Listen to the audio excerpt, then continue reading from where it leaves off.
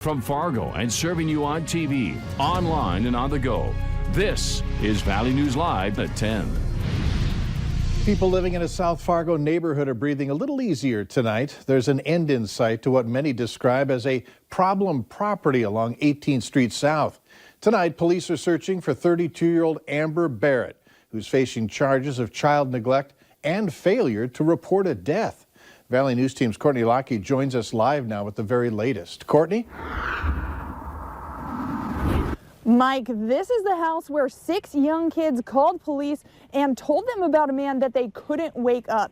Now, it actually turned out that Fargo January was actually dead. Authorities say this right here is the house that Amber Barrett and Shahid were staying at. Barrett woke up to find Shahid unresponsive on the floor.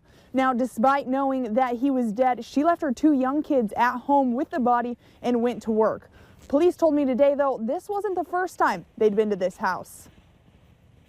Months, police had been called to this South Fargo home at least 8 times for a disturbance, a stolen vehicle, many noise complaints and welfare checks, and most recently, the overdose death of Fargo January. Neighbors who didn't want to go on camera shared their concerns about what they felt was drug activity in the house. Many saying they knew something was up but didn't know what to do. We always ask for people to call in suspicious activity as it's occurring. Fargo police say this isn't the only troubled house in town, and it's not an easy situation for neighbors to deal with, adding they want to help. The best way to get information to our officers to check on suspicious activity is to call dispatch to have an officer sent out. Our officers do their best to keep your name anonymous and who you are anonymous. They don't go up to the door and say, hey, your neighbor from two doors down called and said XYZ. And if you're feeling uneasy or worried that your call may come back to haunt you, there is another option where you can stay anonymous. You can text their tip line. However, police say it's not as fast. In Fargo, Courtney Lockey,